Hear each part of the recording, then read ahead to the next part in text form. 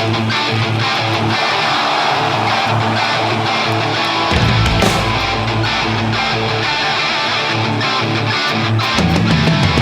a brand new song from 1982, I do believe. Scream for me, Chile!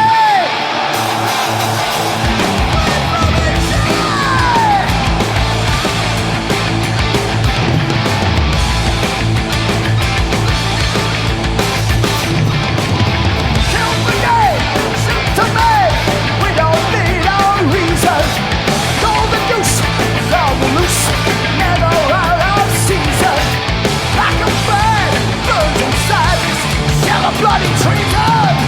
And thank you for a battle of fun, for the love of living dead. The careless breeze of the demon seas, the glamour, the fortune, the pain. For the one again, that is insane. Won't you play for my soul anymore? Dude, that is Chile!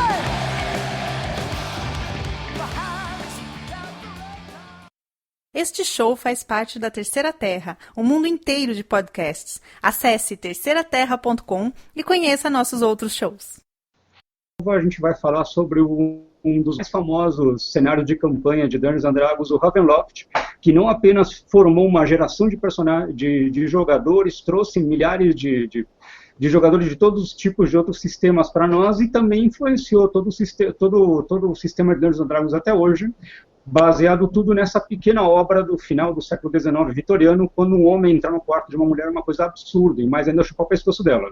Hoje em dia a gente ainda recebe um cafezinho, né, Cláudio? É isso aí. A gente está aqui com o Cláudio Pousas, colaborador da Wizards, um grande fã do sistema e um dos escritores do mais recente material de campanha, que é o Fire Barovia, que saiu na revista Dungeon, ainda no Insider. Tem alguma coisa mais recente, Cláudio? Não, foi a última coisa de Ravenloft que saiu, foi o Fire Barovia. Muito bem, então um grande prazer ter você aqui de novo. A gente já falou um pouquinho no outro dia aqui do Templo do Mal Elemental, um dos meus cenários favoritos e onde eu me formei como jogador. E a gente vai tentar passar para todo mundo hoje um pouquinho desse prazer da descoberta e do medo de estar em Ravenloft. Vamos lá. Cláudio, o que você está fazendo ultimamente aí na sua vida de trabalho, jogos, entretenimento? Olha, no momento, entre projetos, pegando só umas comissões aqui e ali, umas commissions particulares, porque fim de ano é assim mesmo. Fim de ano, quem tinha coisa para produzir para o Natal já produziu, e agora o pessoal dá aquela amansada para quando dá a virada do ano, você começa a produzir as coisas que vão sair no verão do ano seguinte. Então você vai criando o seu portfólio para ir oferecendo quando começa o ano que vem. Então na preparação também, que semana que vem, dias 8 e 9, tem o World RPG Fest lá em Curitiba. E em dezembro eu vou estar na Comic Con Experience em São Paulo, um diazinho só, dando uma de fanzoca lá do pessoal dos quadrinhos. Então, nesse período eu estou pegando mais leve no trabalho. Então que bom. Tomara que agora 2015 seja cheio de coisa para fazer. Você está lendo alguma coisa, Cláudio? Está jogando alguma coisa? Cara, eu tô tirando atraso de ler a quinta edição. Tô tirando atraso de ler o Player's Handbook e o Monster Manual, que os meus chegaram meio atrasados. Aí eu tô na guarda do Dungeon Master Guide. Isso aí você vai receber antes que a gente. Agora, semana que vem, a gente tem o lançamento do Rise of Tiamat. Tiamat, é. Isso, a gente tem a segunda parte da grande aventura da volta dos Reinos Esquecidos para D&D. A gente vai ter a conclusão dessa mega aventura, não consegui acabar nem a primeira, e daqui 15 dias vai estar chegando a próxima. Bom, aqui de coisas, o que a gente está fazendo? Além de trabalho e faculdade, estou ressuscitando um pouco o Xbox, estou jogando Tomb Raider, o novo Tomb Raider, que é bacana, porque você começa a nível nada, né? E aí você vai ficando cada vez mais foda ao longo do jogo. Eu recebi recentemente esse livro aqui, que eu estava de olho dele faz um tempinho, que é a história de Dungeons & Dragons e das pessoas que jogam ele. É um livro do David Ellwood. Ele escreve uma ele escreve uma coluna regular na revista Forbes, eu acho, que fala de jogos e parece que é um grande admirador, assim, mas parece que, apesar do livro ser bem bacana para que eu li, parece que eu encalhe, comprei ele por R$3, custou mais o frete que o livro. Bom, aí Oi? Normalmente acontece isso. Quando eu comprei o meu Dance with Dragons também, das Crônicas de Gelo e Fogo, o frete também foi mais caro do que o livro. Bom, mas o Gelo e Fogo, quando ele começou, também não foi um sucesso, né? Aquela coisa que demorou para crescer na estratégia do boca a boca, né? Quando eu comecei a ler, já tinham saído os 3 primeiros. Então foi assim, um calhamaço atrás do outro. Demorou uns 3 meses para conseguir ler aquilo tudo, sem parar, lendo todo dia. Agora, imagina ler aquilo. Sim! Bom, Cláudio, a semana passada a gente tinha lançado o Desafio do Mestre, que é tentar pensar numa aventura para usar de uma forma inusitada um dos bichos do Livro dos Monstros. A primeira criatura foi a mão rastejante, que a gente falou semana passada, e aí essa semana foi a proposta fazer o Beholder, assim, um bicho bem fraco para a pessoa iniciante. Então aí a gente falou semana passada assim, como usar essa criatura numa aventura, de repente uma aventura one-shot, mas baseada ou de alguma forma especial, inusitada com ele. O que você faria se você tivesse que mestrar uma aventura sobre o Beholder hoje? A única miniatura que você tem no estante é o Beholder. O que você faria? Faria uma coisa tipo Nas Montanhas da Loucura, do Lovecraft, sabe? Uma expedição, numa coisa devastada e tudo mais, e aquela sensação de que está sempre sendo observado, tem alguma coisa te vendo, e você usa os raios do Beholder, o Beholder escondido, ninguém sabe o que é, mas você usa os efeitos dos raios, de repente como se fosse armadilha, uma coisa dessa, para ir amansando o grupo. Aí quando aparece o primeiro Beholder, o pessoal desiste e vai embora. É uma boa. O Beholder é uma das criaturas mais exploradas ao longo do tempo com o lore do D&D. A gente tem, desde a segunda edição, tem aquele livro famosíssimo I, Tyrant. Na terceira edição tem o livro das aberrações, Book of Aberrations, se não me engano, está aí na estante, mas estou com preguiça de pegar. Que se expande por ser um dos bichos mais interessantes, porque ele é muito poderoso, é muito inteligente e ele é muito esquisito. E é uma das figuras mais carimbadas do D&D, né? Tem até influência dele em outros jogos, por exemplo, Doom, que era um dos bichos mais fodidos de você matar, mais te matava do que você matava ele.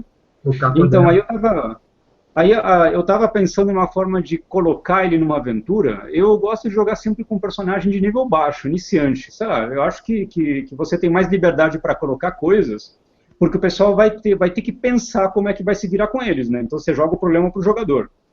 Então a minha ideia de colocar um Beholder seria com um grupo iniciante, de preferência um grupo duro, tá precisando de grana. Aí eles têm que levar um carregamento para um mercador, assim, um carregamento, sei lá, alguma coisa que dê para carregar com certa facilidade, mas é muito frágil, não pode ser danificado.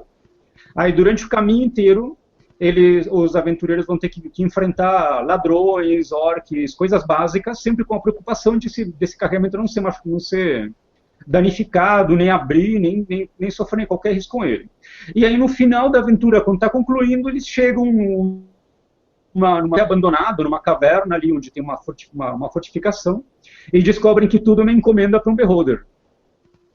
Aqueles instrumentos óticos que eles têm que usar para conseguir ler ou manipular alguns componentes especiais. Tudo bem, Herbert?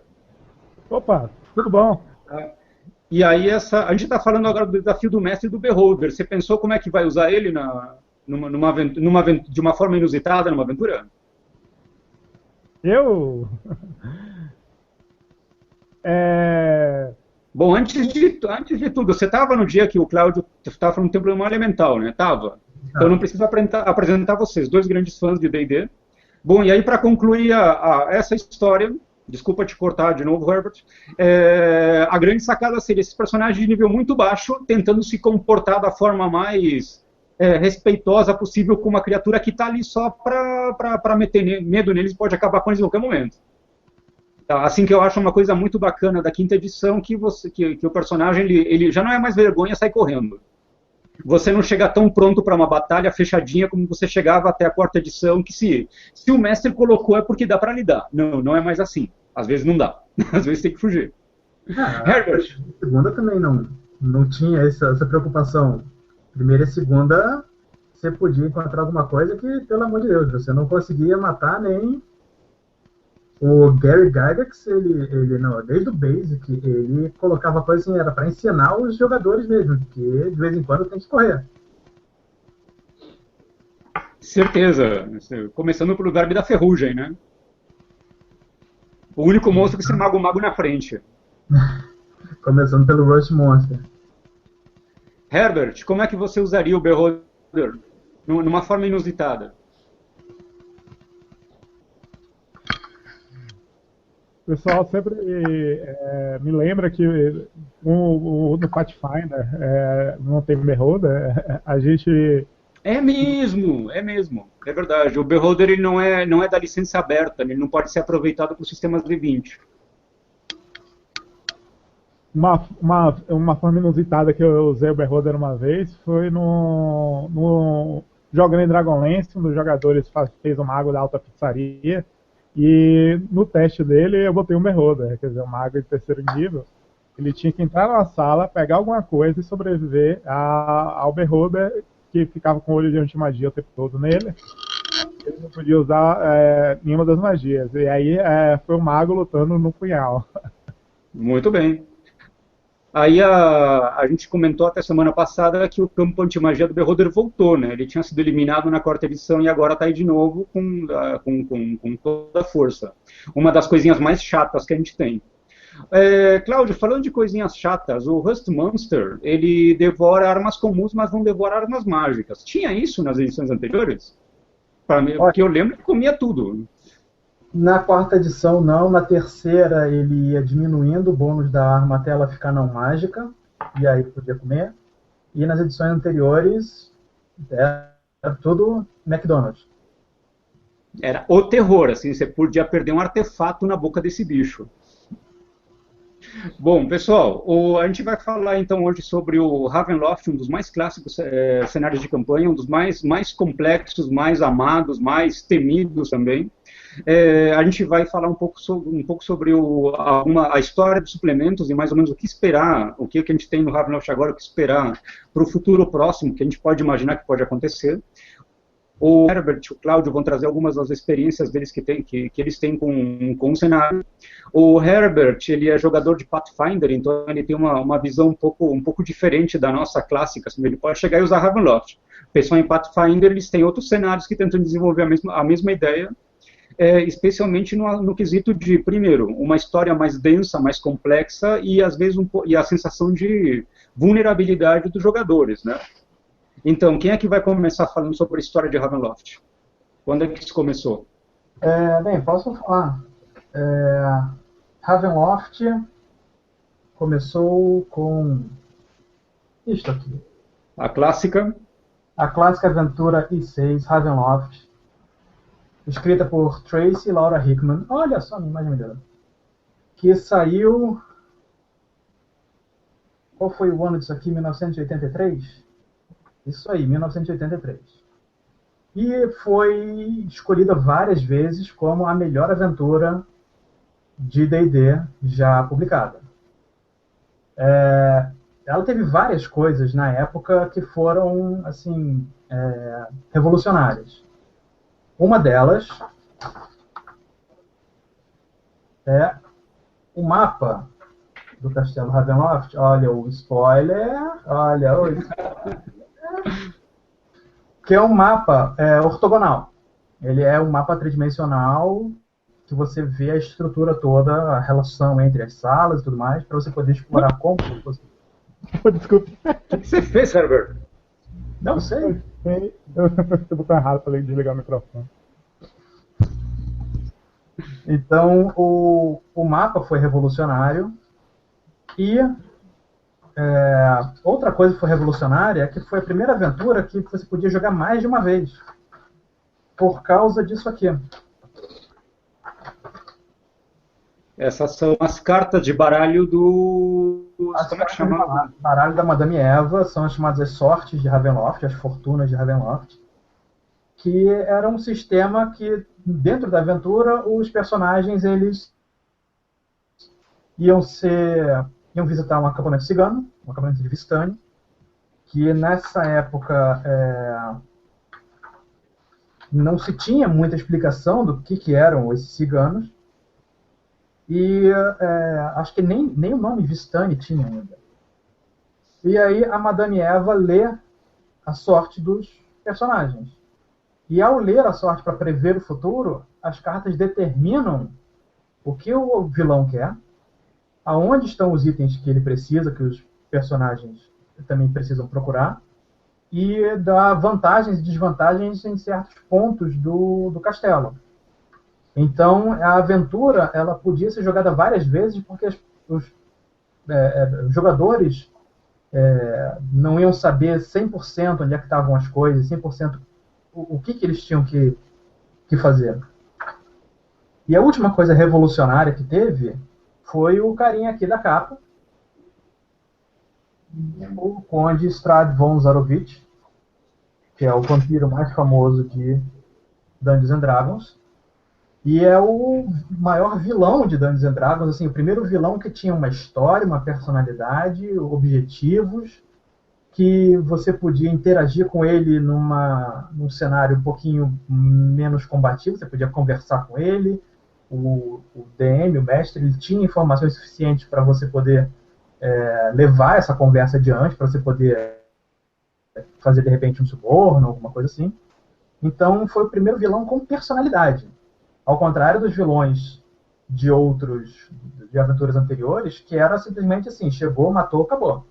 Exato. Esse era o primeiro vilão com personalidade tridimensional.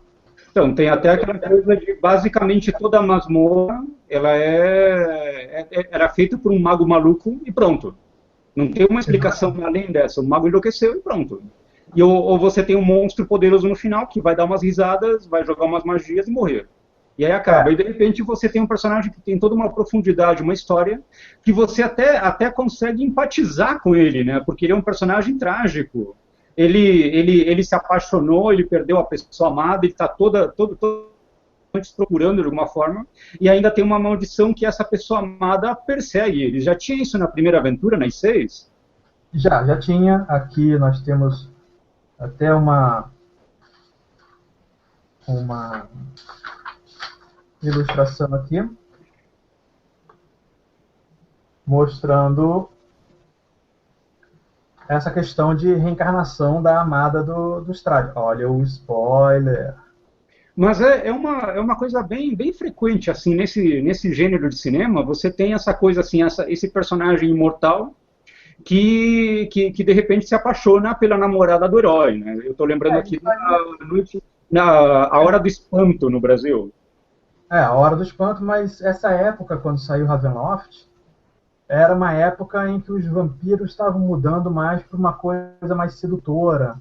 Foi quando, o fim dos anos 70, começo dos anos 80, o Frank Langella fez o Drácula mais sedutor, deixou de ser um pouquinho aquele Drácula monstruoso do Christopher Lee. Então... Ele aqui, cuidado, hein? Olha, ele aí. Não, o Christopher Lee, por favor, o cara é o cara. Mas o Strahd, ele anda... ele é meio dividido. Para os personagens, ele é o Drácula monstruoso do Christopher Lee. Para a NPC que interessa a ele é o vampiro sedutor. Essa aventura fez tanto sucesso que aconteceu uma coisa rara nessa época, que eles fizeram uma sequência, que foi Ravenloft 2, The House on Griffin Hill. Olha o Strahd aí se dando bem. Claro. Aquela época em que podia mostrar as coxas da loira, não tinha problema. Essa aventura... a quantidade de vendas das aventuras era inversamente proporcional ao pano que cobria as personagens femininas. Isso eu não sei, isso eu não posso dizer, mas deve ter sido muito xerocada essa capa. Quando a primeira aventura saiu, não existia esse conceito que veio a ser somado depois, que o Strahd não podia sair de Baróvia, que Baróvia era um lugar isolado. Baróvia era simplesmente um condado pequenininho que podia ser localizado em qualquer mundo. de campanha. Até não havia menção a mundo de campanha. Em 83 foi o ano que saiu a primeira caixa de Greyhawk. Não tinha nem saído Forgotten ainda. Aí, em 86, saiu Ravenloft 2, House on Griffon Hill, que expande um pouquinho o cenário. Cria mais uma casa, mais um ambiente externo, que são os pântanos ao redor de Griffon Hill. E foi aí que surgiu a ideia, aliás, e aqui apareceu também um outro carinha muito legal, chamado Azalin, que era um mago que trabalhava para o Strahd. Então, essa aventura Ravenloft 2, ela expandiu o conceito de o que Strahd poderia fazer, o que ele poderia querer num cenário de campanha, e foi aí que surgiu a semente para o que, alguns anos depois, 4 anos depois, em 1990, foi isso aqui. O verdadeiro cenário de campanha de Ravenloft. Olha a mocinha aqui, Strahd de novo. Uhum. Essa é a chamada caixa preta, olha o tamaninho da criança. Que introduziu o conceito de que Ravenloft era um semiplano no meio do plano etéreo. Olha aqui o mapa. Parabéns. E o Romanov é bem aqui no meio. Cadê? Com Barovia vai surgir todo esse demiplano, né? O primeiro domínio que é levado para lá. Sim. Aqui no Brasil é o Domínios do Medo, foi publicado pela Devir. Eu acredito que é um dos...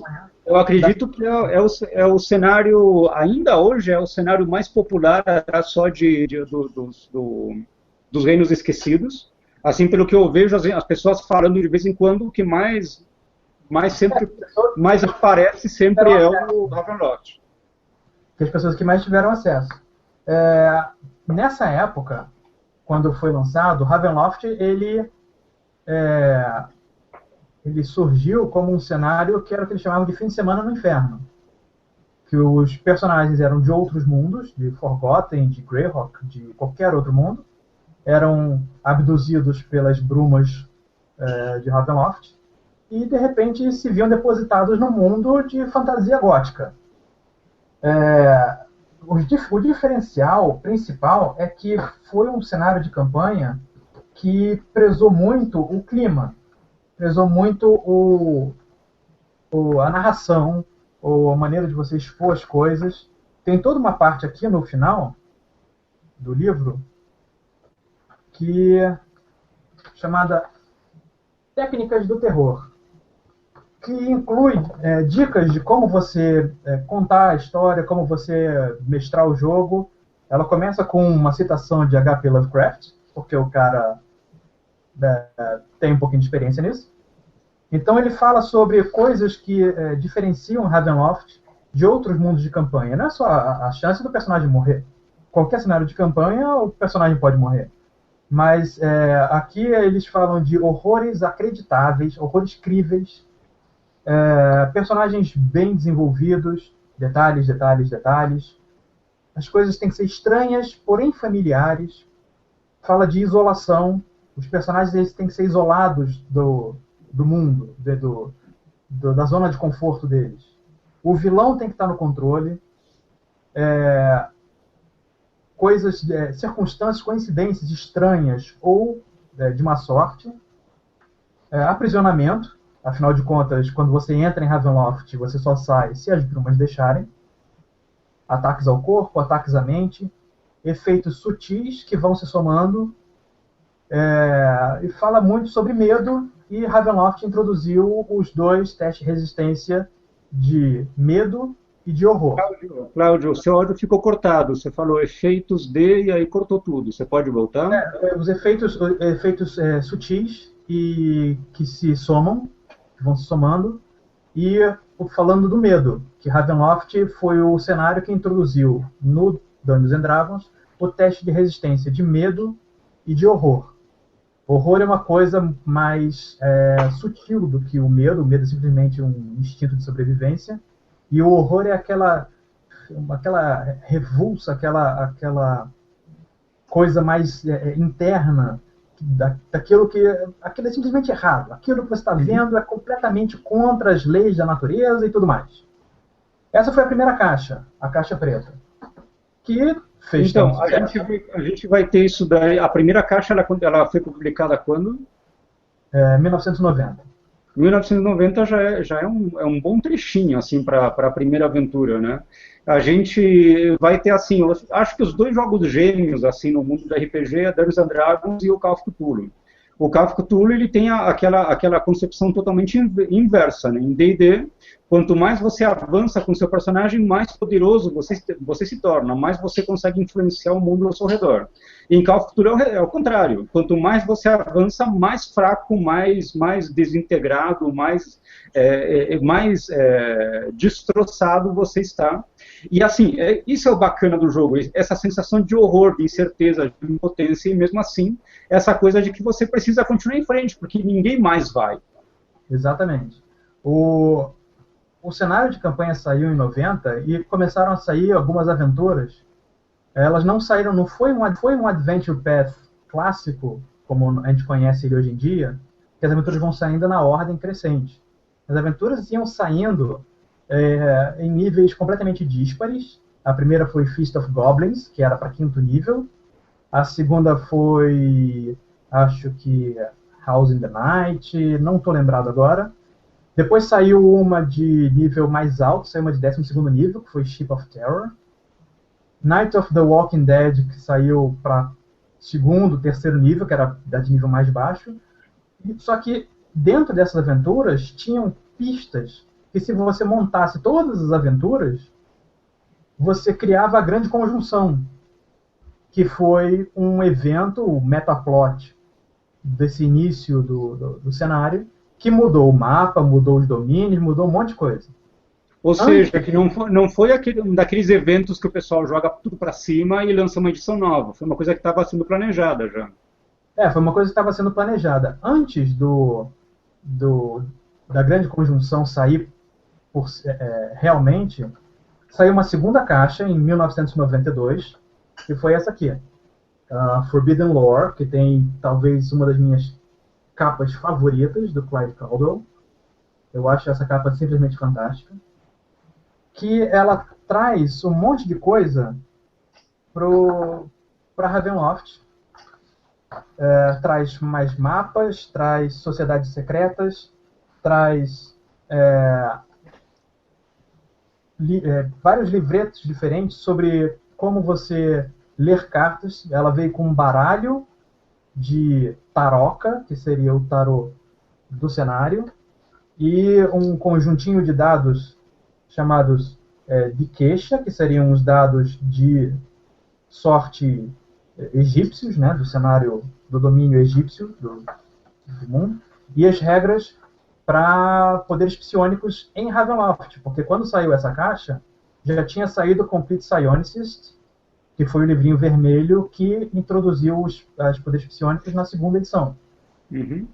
Então, foi necessário introduzir essas regras de psionico no Forbidden Lore, que trouxe o 3º teste de resistência clássico de Ravenloft, que é o teste de loucura. Você poder ficar completamente louco, ou criar uma segunda personalidade, ou você criar uma fobia, ou uma mania, alguma coisa assim. Ou seja, uma forma completamente diferente de você encarar uma aventura de D&D, né? Você pode perder seu personagem. Tanto medo quanto... e teve uma 4ª coisa que a Ravenloft introduziu, mas introduziu na primeira caixa ainda, que foram os Powers Check, os testes de poder. Uhum. Se você agisse de uma maneira maligna, seu personagem ia aos poucos sendo corrompido pelas brumas de Ravenloft, e era muito fácil os poderes malignos eram fortalecidos em Ravenloft, você ficava tentado a usá-los, mas se você não resistisse a essa tentação, o seu personagem podia acabar se transformando num monstro, um vampiro, um lobisomem, alguma coisa assim, e você perdia o seu personagem. Ele passava pro controle do mestre. Muito E bem. você tinha que fazer um personagem novo. Então, era um cenário que você tinha que seguir uma certa interpretação ou sofrer as consequências. Você Certo. poderia muito bem jogar e com o objetivo de transformar seu personagem num Lorde Negro. Ter o seu próprio domínio. E pronto, Que- aposentar meu personagem em alto Quem estilo. nunca? Quem nunca? Mas- Fala. Fala, Herbert, você ia falar alguma coisa? Herbert? Herbert, você chegou a jogar em Ravenloft aqui na década de 90? Eu acho que ele tá sem som. Tá sem som, sem imagem. Você tá vendo a gente, Alô? Herbert? Oi, Herbert. Tá ouvindo agora? Tô ouvindo Agora a gente tá ouvindo. Você É que chegou eu tinha a ligado jogar na aquela década de 90? Cheguei, sim. Minha experiência com Ravenloft começou com... Eu jogava em Dragonlance na época, e Dragonlance não tinha Lycanthropes. E eu adorava filme de Então, lobisomem. lembrando que os autores de Ravenloft tinham a mesma turma que escreveu o Dragonlance, né? Os autores de Ravenloft foram o casal, Tracy e Laura Hickman. O Tracy Hickman, depois disso, ele foi escrever Dragonlance com a Margaret Wise. Ah, tá. E assim, Dragonlance é conhecido como um mundo mais literário, mais profundo, que mais explora os personagens de todos os sistemas, né? Foi o primeiro. Então, Herbert, fala aí, como é que você começou, Herbert? Como é que as brumas pegaram você? Como eu disse, Dragonlance não tem Lycanthropes, porque Dragonlance tem aquele problema que as luas funcionam diferente. E eu adorava filme de lobisomem, então eu queria fazer uma aventura de Lycanthropes. Aí eu estava olhando, pesquisando na época, e um amigo mestrava Ravenloft, e eu fiquei sabendo, você quer passar um final de semana em Ravenloft, faz a aventura de lobisomens e volta para Krynn, não tem problema, eu te ensino aqui. Ele me prestou o livro, aí eu comecei a ler, fiquei maravilhado com o cenário, e embora eu não tivesse adquirido o cenário logo do começo, eu só adquiri mesmo na terceira edição, eu entrei no grupo dele e comecei a jogar como jogador em Ravenloft. E como era seu grupo, Herbert? Era um grupo que veio de Forgotten, então era um personagem de nível um pouco mais alto. Eu tinha um elfo que só de vingança jogou um pergaminho de chuva de meteoros no castelo Ravenloft só para provocar Estradio. Então, a gente meio que chegava em Ravenloft meio esculhambando. Mas Era um grupo desses. era novinho na época. E aí, depois, um amigo meu se apaixonou por Ravenloft, começou a comprar todos os livros e tal, aí que eu comecei a jogar uma campanha do começo mesmo, fazer personagens torturados e pré-vampiro, que estava começando na época, só para citar Paladino, Sam. Os jogadores de vampiro estavam começando a jogar Vampiro à Máscara e a gente jogando Ravenloft, fazendo personagens torturados e cheios de dramas pessoais. Tanto é que a gente ficava mais na cidade interpretando do que realmente assim. Exatamente, que é uma coisa que eu vi de fora, assim, que Ravenloft aqui fez sucesso na mesma época em que Vampiro à Máscara estava bombando, né? Então as pessoas meio que mudavam de sistema, mantendo a temática, mas às vezes levando até estilo de jogos, né? O Brasil é meio único nesse sentido, porque Vampiro foi o primeiro RPG, tirando GURPS, que saiu um pouquinho antes, mas Vampiro foi o primeiro RPG de sucesso estrondoso no Brasil, o primeiro que foi lançado realmente. D&D não chegou primeiro no Brasil, apesar de o pessoal já vir jogando D&D com um livro importado, presente de primo, essas coisas, como foi o meu caso, que o meu DM tinha livro xerocado do primo que estudou nos Estados Unidos. Pirataria! Mas naquela época não tinha outro jeito. Não tinha nem tanto livro assim no mundo. Inclusive, a primeira edição da Caixa Branca ela fez sucesso na base das cópias, né? Porque Exatamente. o Bargett e Arneson não conseguiam dar conta da demanda. Então, o único jeito de você conseguir era tirar cópia mesmo. E aí, no Brasil, o Vampiro saiu primeiro.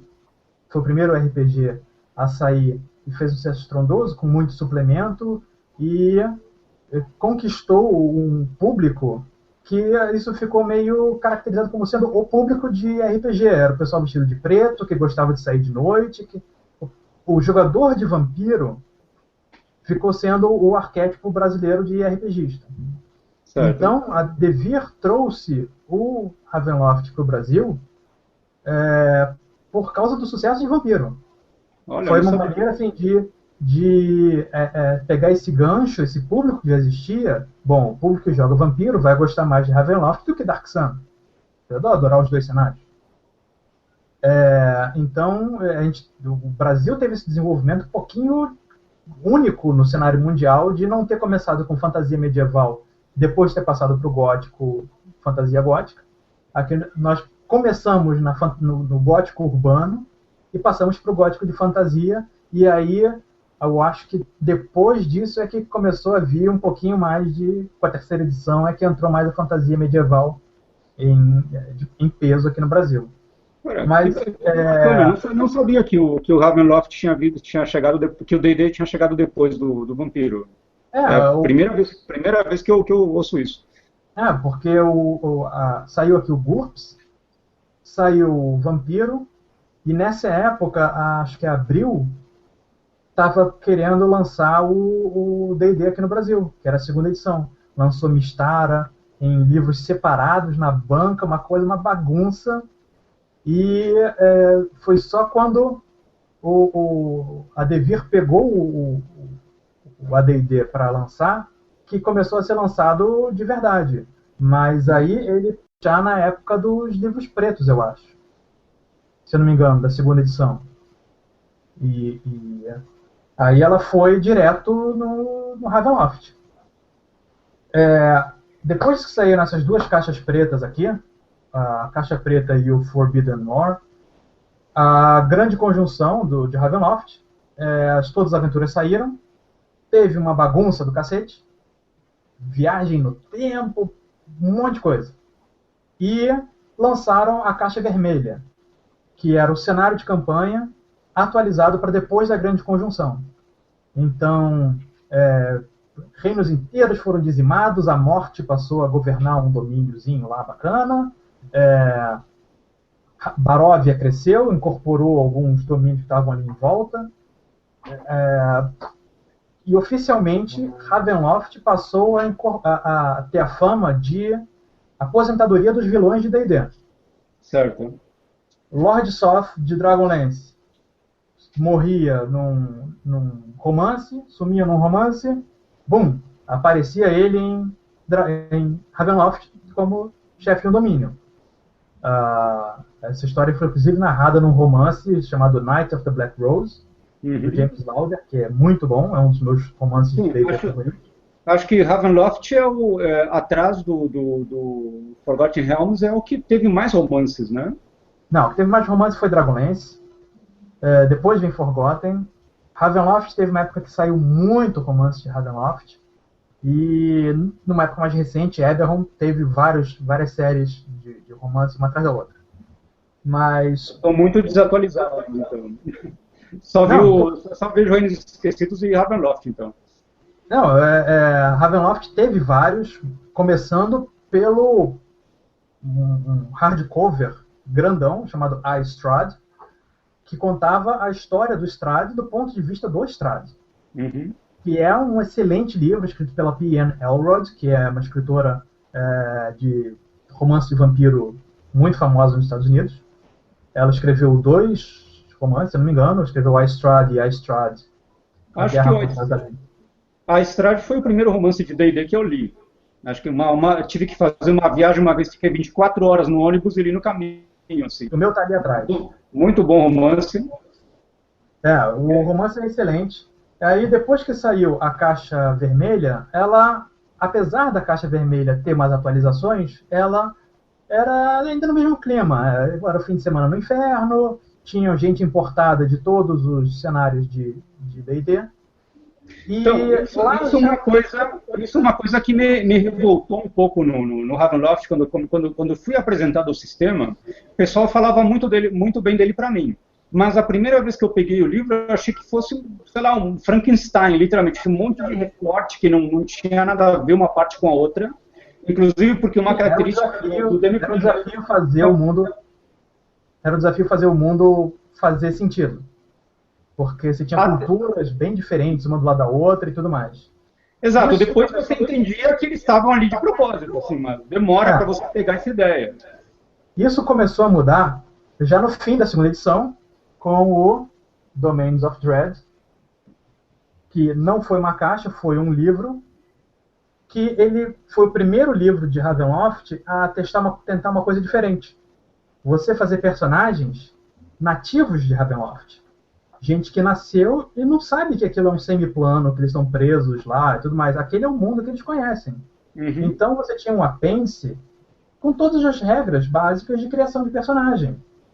Você podia fazer anão, elfo, gnomo, meio-elfo, halfling, humano, vistani, que são os ciganos.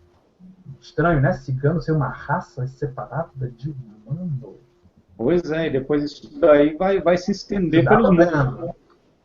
Mas, de qualquer maneira, tinham classes novas, uma de cada grupo de guerreiro, mago, sacerdote, ladino. Então, foi o primeiro livro a brincar com a ideia de que você podia jogar sem ser um fim de semana no inferno, ser uma campanha de verdade. E aí foi quando os domínios começaram a fazer um pouquinho mais de sentido entre si. Nessa época, inclusive, Vecna, o Arquilich, semideus de Greyhawk, estava preso aqui em Ravenloft. Ele e o Caso, o vampiro. Essa caixa aqui, esse livro, durou até a terceira edição, quando teve a última aventura da segunda edição, que foi Die Vecna Die, que ele foge de Ravenloft, vai para Planescape, chuta o pau da barraca, faz a maior lambança e causa a terceira edição. Quando saiu a terceira edição... Era aquela aventura em que você jogava para os personagens morrerem, né? Aí você poder fazer novos. Era literalmente para encerrar a campanha geral. Na época da terceira edição, a Wizards of the Coast estava se concentrando em fazer Forgotten, em fazer Greyhawk através da RPGA, que era o Living Greyhawk, e ela licenciou os seus cenários para outras editoras. A White Wolf, famosa por produzir Vampiro, Lobisomem, todo mundo das trevas, pegou a licença de Ravenloft através do estúdio Art House e lançou o livro de Ravenloft da terceira edição, dentro do selo Sword and Sorcery. Esse livro aqui, ele continuou o que o Domains of Dread tinha feito, dos personagens serem nativos de Ravenloft. Tanto que a Art House chamou os principais fãs de Ravenloft, pessoal que tinha o website Secrets of the Cardathane, chamou alguns deles para ajudar a escrever. Então eles lançaram vários Gazetteers, que eram tipo livros de viagem, contando a viagem de um personagem secreto, que ninguém sabia a identidade dele, pelos domínios de Ravenloft, e aí apresentava toda a cultura com um detalhamento enorme, você conseguia saber como falavam, onde é que a linguagem era diferente, quais eram as religiões diferentes, como é que um cenário com um nível tecnológico mais alto, tipo da Renascença, podia ficar ao lado de um cenário que era mais medieval. E foram muitos suplementos. Esqueci de falar de uma coisa. Fala. Depois eu falo disso.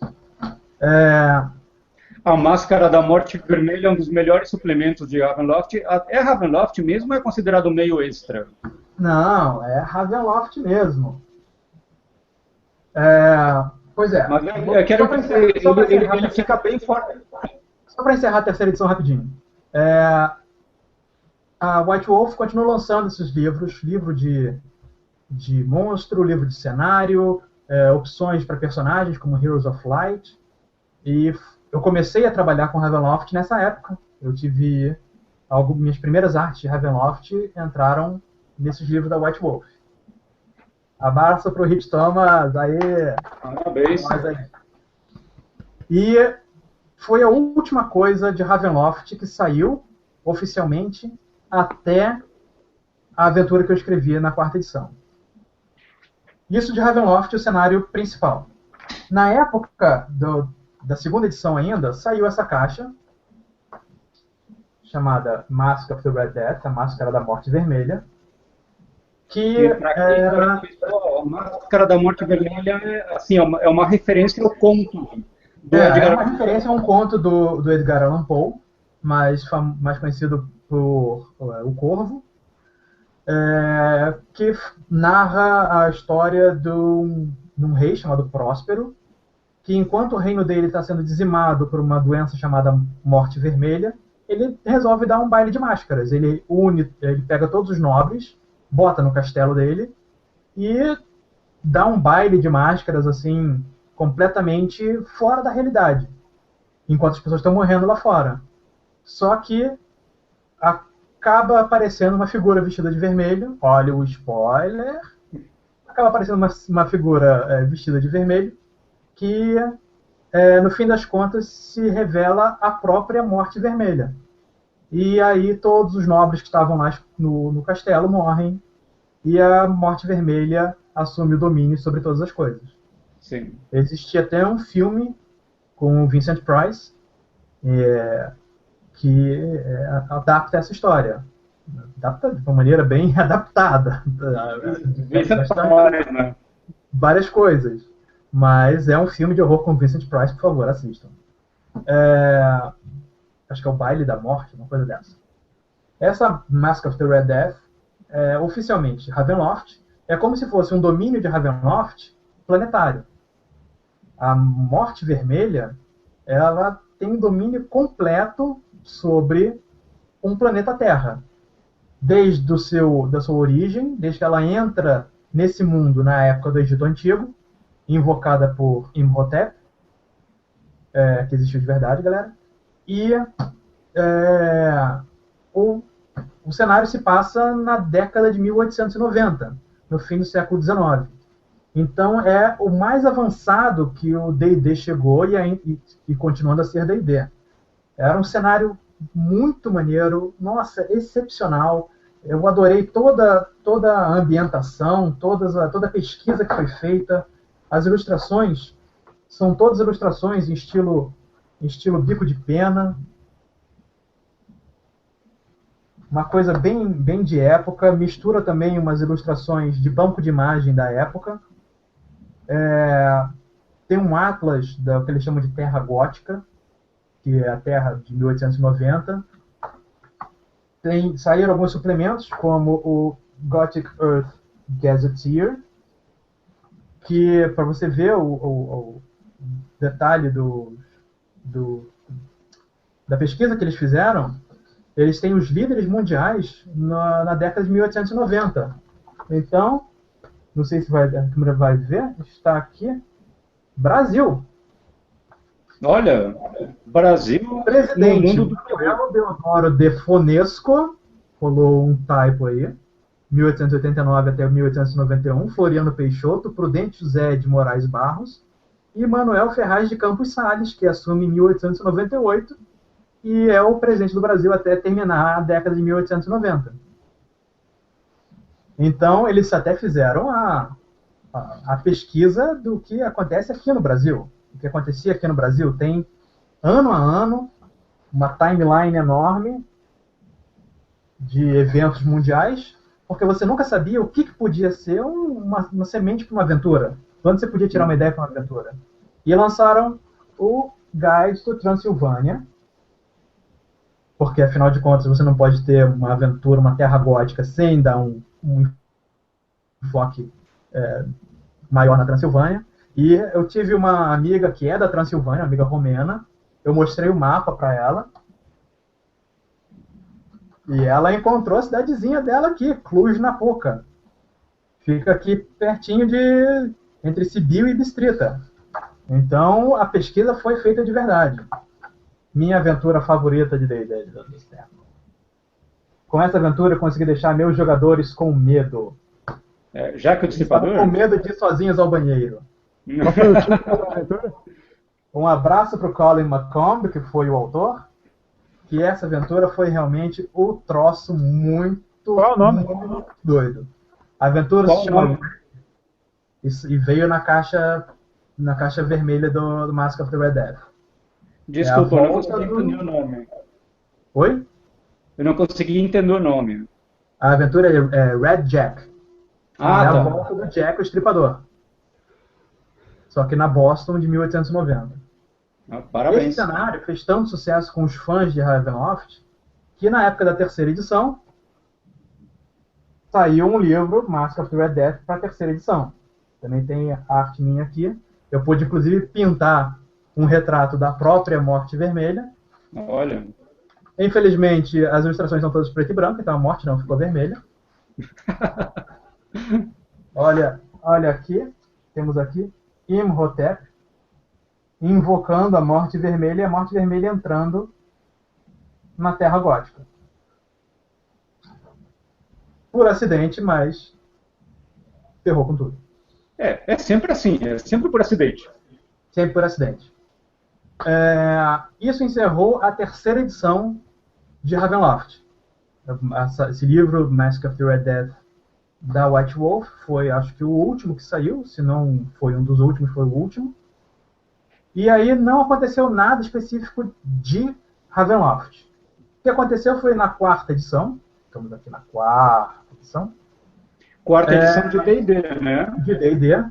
Tá, e a terceira edição ainda saiu, aquela série Expedição para Expedition Through. Isso. São assim, adaptações de aventuras ou campanhas muito clássicas, como Revisitando. Só que o que exatamente. acontece é que eu acho que eles não expandem, né? Mais ou menos a mesma coisa em que estava, é uma aventura aí que vai ser colocada. É uma releitura da aventura original. Exato. Aí você pode jogar isso como uma campanha ou como uma aventura de uma noite, assim. Quem sobreviver, beleza. Muito interessante que na introdução dessa Expedition to Castle Ravenloft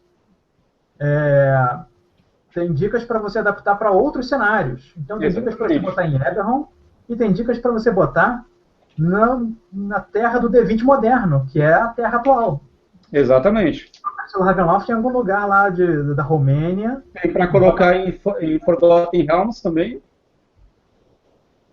Eberron, D20 moderno e Forgotten Realms. Mas assim, eles dão a entender que você pode colocar onde você quiser. Você pode colocar essa ideia assim de que é um elemento, aquele que fala elemento core, que você vai colocar em qualquer lugar. Volta a ideia da aventura original, que não dizia nada de demiplano. Era só um condado em algum lugar. Então, essa é uma releitura da aventura original, escrita pelo Bruce Cordell, e ele traz de volta essa coisa. Isso aqui não precisa ser uma campanha separada, isso aqui pode fazer parte de qualquer campanha que você estiver jogando. Mas ela pesou muito mais no combate, tinham muito mais coisas de combate, tinham missões, side quests, ela expandiu em muito o mapa ao redor de Baróvia. Depois disso, saiu a quarta edição, em que o Plano das Sombras, o Shadowfell, passou a fazer parte da cosmologia central, da cosmologia core do cenário. E esse Shadowfell é como se fosse uma nova versão do semiplano de Ravenloft, porque ele é um espelho distorcido do mundo material primário, que é onde os personagens moram. Então, a cosmologia da quarta edição passou a colocar os domínios de Ravenloft, que são as prisões dos Lordes Sombrios de Ravenloft, o primeiro deles foi Strahd, botou elas espalhadas no Shadowfell. Então você poderia andar por uma área sem Lorde nenhum, e de repente você entra num domínio que tem um Lorde. Houve uma série de artigos na Dragon que mostravam novos domínios, um domínio que era controlado por um dragão prateado, um domínio que era controlado por uma Tiefling, e por aí vai. E foi basicamente só isso que foi feito com o conceito de Ravenloft na quarta edição, até 2 anos atrás, que eu peguei, assim, foi um assignment que eu pulei para pegar. Os editores da Dragon, eles mandaram para vários autores, inclusive para mim, uma lista de artigos que eles gostariam, e pedia para você dizer em quais você estava interessado em escrever. Um deles estava lá, Fair Barovia. Botei lá em primeiro lugar. Por favor, esse aqui, não, parou, Bangu. Esse aqui é meu. E eu tive a sorte de receber o assignment para escrever uma aventura que, a ideia original, o que acontecia com Barovia depois que os personagens matassem o Strahd. Essa era a ideia original da aventura, e eu escrevi a aventura.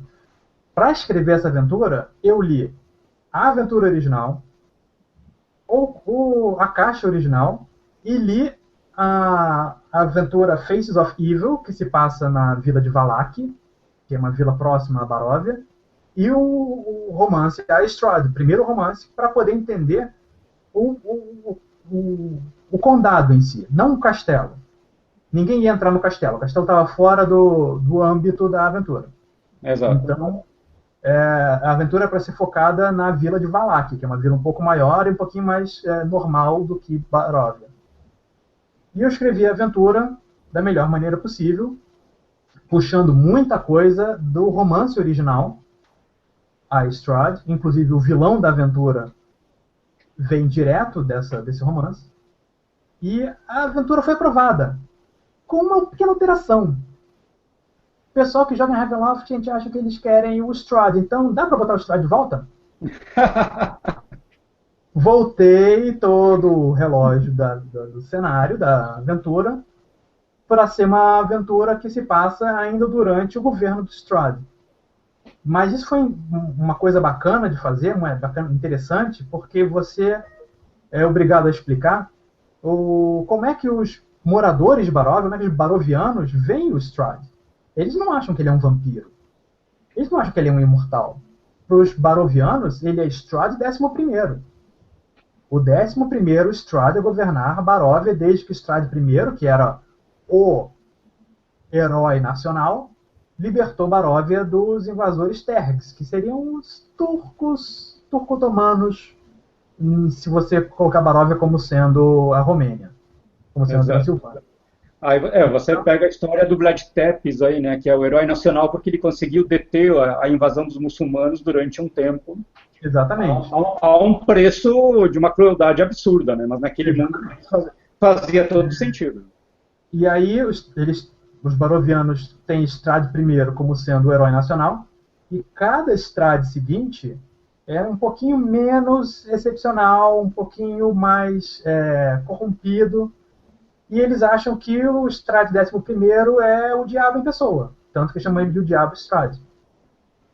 Isso aí são coisas que você pega, como é que o Strahd governa, quem governa em nome dele, como é que se recolhe impostos, para que se recolhe impostos se ele é um vampiro e mora num castelo onde tem mortos-vivos para fazer tudo para ele, como é que as pessoas entregam esses impostos. Tudo isso eu pesquei de várias fontes diferentes para poder detalhar a vila de Valak. Tentei incorporar coisas de outros domínios de Ravenloft, porque durante a Grande Conjunção tinha um domínio que fazia fronteira ao sul de Barovia, chamado Bloodspur, que era governado por Mind Flayers, os devoradores de mente. Não sei como é que fala.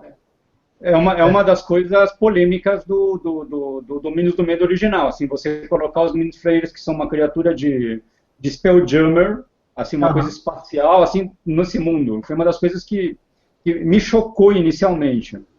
Até eu entender essa ideia da colcha de retalhos, que são os domínios do medo. Dá para você consertar isso, dá para você fazer de uma maneira um pouquinho diferente. Assim, ninguém sabe que aquela região ali ao sul é governada por Mind Flayers, para eles é só uma região inóspita e tudo mais.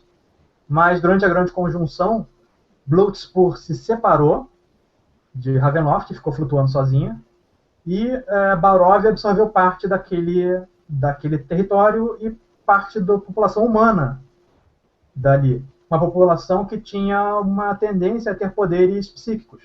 Uhum. Então, eu coloquei uma parte desses humanos com poderes psíquicos como sendo imigrantes em Valak, e foi uma maneira que eu tive de incorporar os status dos Kalastar, que são de Eberron, e são humanos com poderes psíquicos naturais. Então, seguindo a tradição da 4ª edição de reskinning, de você mudar o nome das coisas e usar como uma coisa diferente, eu peguei os Kalastar, mudei o nome para o nome que essa raça tem em Ravenloft, e incluí ali para você poder ter um pouquinho mais de liberdade de fazer personagens de raças diferentes. Pode fazer um humano, você pode fazer um dessa raça humana que eu esqueci o nome agora, não vou procurar porque senão se alonga. Elfos, anões e tudo mais. Foi uma tentativa de fazer, como a gente comentou no podcast do Templo do Mal Elemental, uma coisa parecida com a Vila de Homelet. Uhum. Porque eu detalhei Valak, vários lugares em Valak, e coloquei várias side quests ao redor no mapa. Então você só vai passar no Castelo Ravenloft ali na porta e bater de cara na porta, se você quiser, mais pra frente. O Strahd até pode aparecer disfarçado depois, para dizer, bom trabalho, quer continuar trabalhando para mim, beleza, senão rala peito.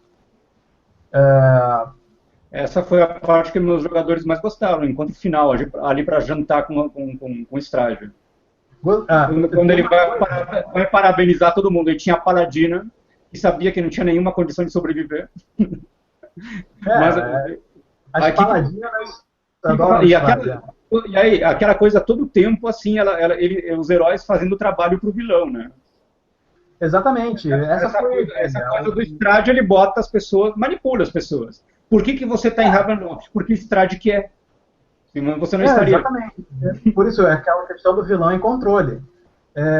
Uma coisa que eu coloquei quando saiu Heroes of Shadow, que foi um suplemento da 4ª edição, sobre Shadowfell, magias de sombra e tudo mais, eu escrevi algumas das raças que aparecem nesse livro, e uma delas que eu criei foram os Vriloka, que são um tipo de vampiros vivos.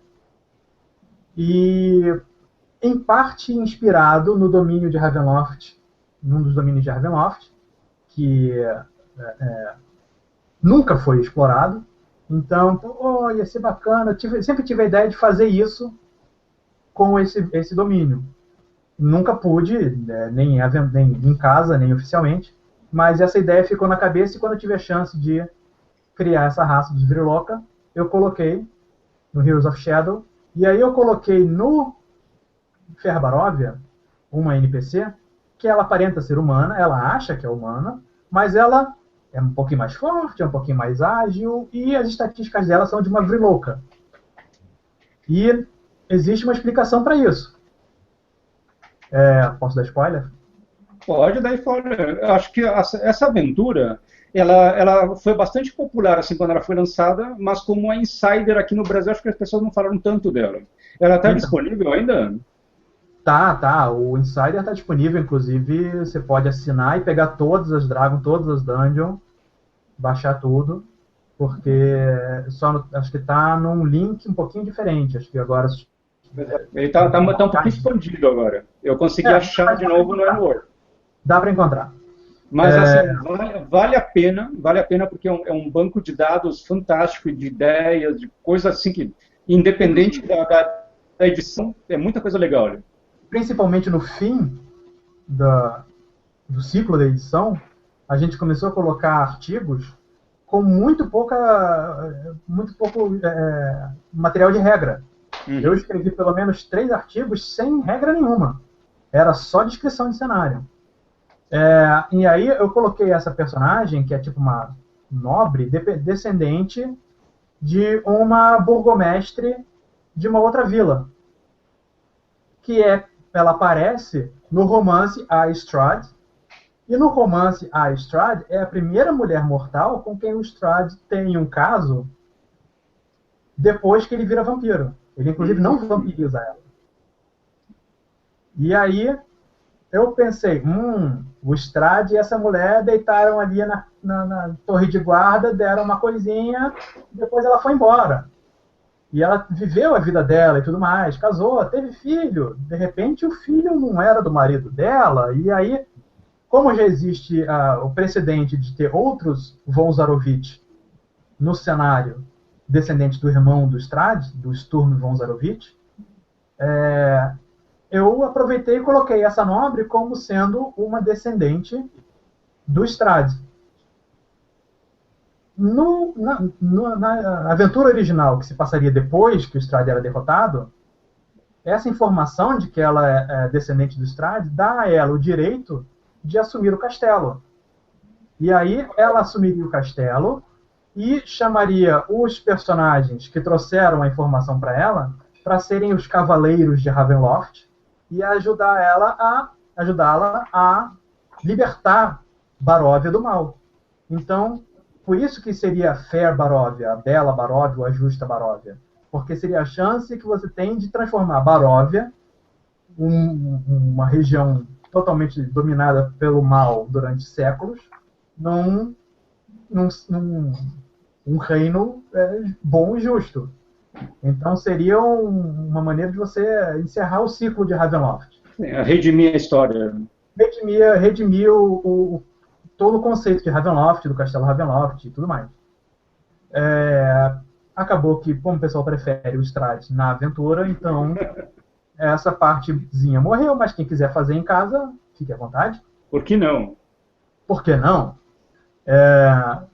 Eu até incluí várias coisas assim, bem obscuras, como o Raven King, o Pior 200 Summers, que é um corvo bonzinho, inteligente, que comanda uma ordem do corvo que luta contra o Strahd. Eu tentei botar o máximo de coisa obscura para os fãs mesmo. E ficou muito bacana, assim, o pessoal no final, o problema do pessoal foi eles terem gostado demais da história. Então, acho que isso aí se deveu muito, assim, à parte de pesquisa.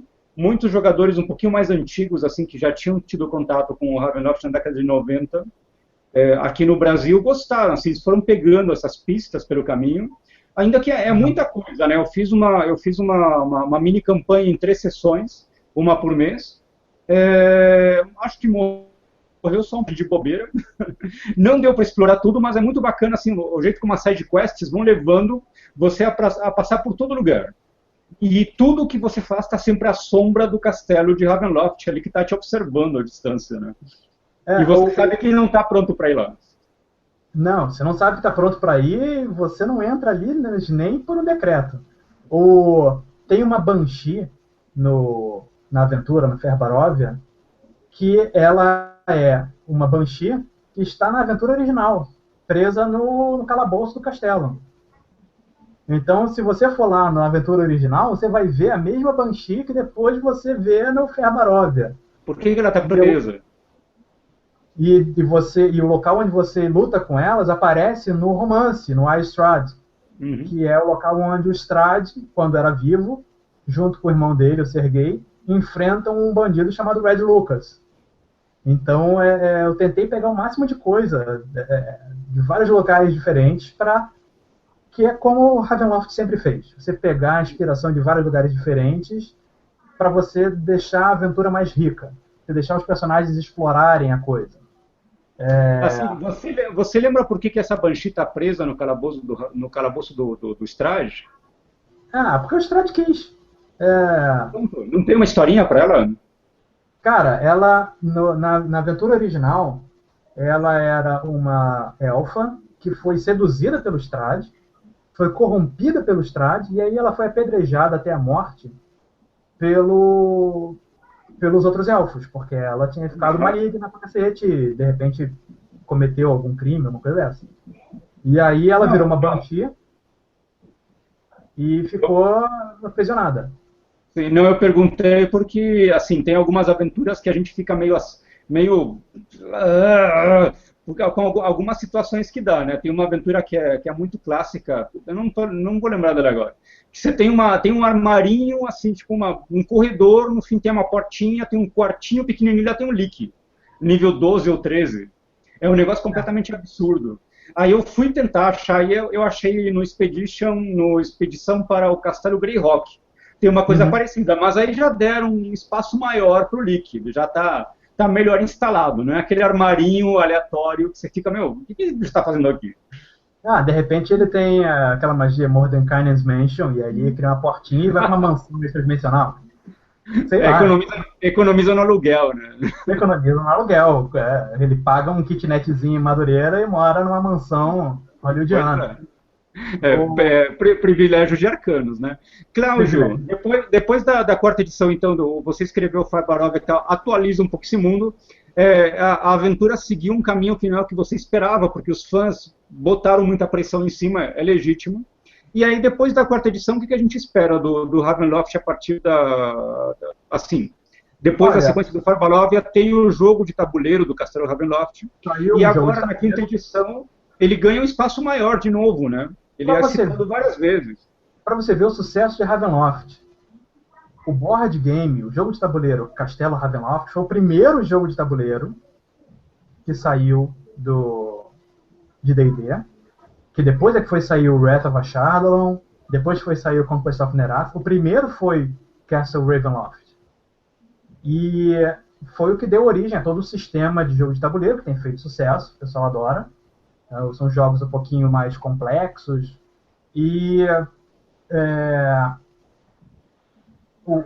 a maneira como o Strahd foi mostrado na capa, na caixa desse jogo, é a mesma maneira como ele está sendo mostrado aqui no Monster Manual da quinta edição. Você vai lá na parte do vampiro. Vamos lá, alfabeticamente falando.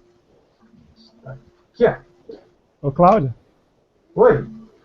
E aquele visual? Esse aí. Pois esse é o visual do Strahd na caixa Castle Ravenloft. Dá uma... É a miniatura do Strahd do D&D Miniatures, essa, com visual cabelo comprido, todo... E aqui na página seguinte temos uma pintura belíssima do próprio Castelo Ravenloft. Pois é. Inclusive no livro do jogador, quando tem a primeira cena, mostrando assim, narrando aquela clássica introdução, o que é RPG, né? Que aparece um mestre ali explicando para os jogadores, e vocês chegam pela estrada e vocês veem o Castelo Ravenloft surgindo no meio das brumas. E eu falei assim, nossa, personagem nível 1, parabéns, não vai chegar ao segundo. Bom para você, o personagem chega ao segundo. É só quando aparecer o Strahd você fala, sim, mestre. Exatamente, educadamente. Educadamente, sim, mestre. E o senhor quer que a gente faça? E o que esperar de Ravenloft? Eu não sei. Você tem várias coisinhas de todos os mundos de D&D espalhadas pelos livros até agora. Então você tem, na parte do vampiro, fala do Strahd. Na parte do Death Knight, fala do Lord Soth, que é tanto de Dragonlance quanto de Ravenloft. Exatamente. Então, assim, você tem essas pequenas pitadas dos cenários clássicos em várias coisas. A Wizard of the Coast liberou o preview do Dungeon Master Guide com a tabela com conteúdo e o índice. E estava lá, Madness. Então, a regra opcional de loucura, que foi introduzida no Forbidden Lore de Ravenloft, ela pode estar vindo em algum formato para a quinta edição, para quem quiser usar. Então, eu não duvido que apareçam módulos de regra para teste de resistência de medo, de horror. E mais para frente, com certeza, alguma coisa vai ser feita com Ravenloft, porque é uma marca que é importante, é uma marca que tem o reconhecimento, as pessoas lembram do nome. Então, duvido que vai ficar... E é um legado que ficou também na parte de desenvolvimento de jogos, né? Porque os vilões, eles deixaram de ser só um monte de números que ri de você e esperando você no fundo da dungeon para ser uma parte integral de toda a aventura e ter uma personalidade mais profunda, né? Eu lembro que na 4ª edição o pessoal já tinha começado a inserir algum aspecto de personalidade para o vilão, para deixar ele mais memorável, mais especial. Tem um vilão muito legal de uma aventura dos Reinos Esquecidos, que é... não lembro que vilão que é, mas eu lembro que, assim, uma característica dele, assim, ele cantava canções de ninar enquanto te perseguia num corredor. É uma besteira, mas já é uma coisinha a mais. E agora, hoje, dia 31 de outubro, a gente teve um preview do Dungeon Master Guide, em que tem a parte do vilão. E aí tem ali 2 páginas falando do vilão e tem uma tabelinha aleatória para você dar características. Então, por exemplo, o vilão ele é derrotado se você vingar a morte do ser amado. E aí, quer dizer, o vilão ele não precisa ser alguém necessariamente maligno. De repente, ele tem uma motivação por trás que você até empatiza. Muito o que acontece com o Strade. O Strade se apaixonou por uma moça chamada Ivana? Tatiana, conta a história da Tatiana para nós, para a gente ir fechando o programa. Vamos fechar então com a historinha do Strade. Baróvia era um reino montanhoso, com muita floresta e tudo mais, e estava no meio de uma guerra entre os invasores Tergs e um exército para tentar libertar essa região, que era chefiado por um príncipe, um nobre chamado Strad von Zarovich. Ele era filho do rei Barov e da rainha Ravenovia. E ele lutou a vida dele toda para libertar a terra dele desses invasores. Então, ele, quando finalmente conseguiu expulsar esses invasores, ele já estava com seus 40 e poucos anos, e na cultura dele, ele era um velho. Quando ele conseguiu expulsar os Tergs, ele descobriu a última fortaleza que ele conquistou foi o castelo Ravenloft. Foi o castelo, ele botou o nome de Ravenloft no castelo em homenagem à mãe dele. E aí ele tomou conta daquela vilazinha de Baróvia, e como os pais dele já tinham morrido, e ele não queria assumir o título de rei, porque era o título do pai dele, ele assumiu o título de conde, e transformou Baróvia no condado, e chamou o irmão dele, que ele não conhecia. O irmão era um neném quando ele começou a lutar, e ele só se correspondia com o irmão por carta. Então, quando chegou o irmão dele, o irmão era mais jovem, mais bonito, mais puro, porque estava estudando para ser o equivalente a um papa na religião deles. Não, inclusive o Strade, ao longo da carreira de guerreiro dele, ele teve que fazer coisas horríveis, né? Então sim, você sente assim que... A guerra acabou com ele não só fisicamente, como acabou também com a moral dele. Ele era um cara totalmente pragmático. Não que ele fosse malvado, mas ele era um cara que lutou durante 20 anos. Então ele já não tinha mais aquela inocência que o irmão, quando apareceu, o irmão tinha. Tudo bem, até o começo o irmão lembrava ele um pouco da mãe dele e tudo mais, e eles ficaram amigos, apesar do irmão ficar reclamando sempre da maneira como o Strade governava. O Strade era assim, vamos cortar a cabeça desse criminoso e colocar em praça pública, e assim não vão ter novos criminosos. E o irmão dele, caraca, cara, você não pode fazer isso. O Strade ficava meio de saco cheio dessa história, mas tudo bem, era o irmão dele. Até o dia em que o Strade viu uma donzela da vilazinha que ficava abaixo do castelo, chamada Tatiana, que era uma órfã, foi criada lá por uma família, não sei o que, ele se apaixonou por ela de cara. Qual é o problema? O Sergei tinha se apaixonado antes, e ela tinha se apaixonado pelo Sergei. Ela só chamava o Strade de irmão, ancião. Essas Tomou um palavras- friendzone na cara. Não, foi na cara, ô velho. Os termos que ela usa em inglês Tio, é old one, tio, elder. Tio, Tiozão, era Tio. tiozão do churrasco. Tem uma cena muito maneira. A primeira cena que você vê no livro A Strade era o Strade acordando e chamando, na tenda dele de campanha, e chamando o barbeiro para fazer a barba dele.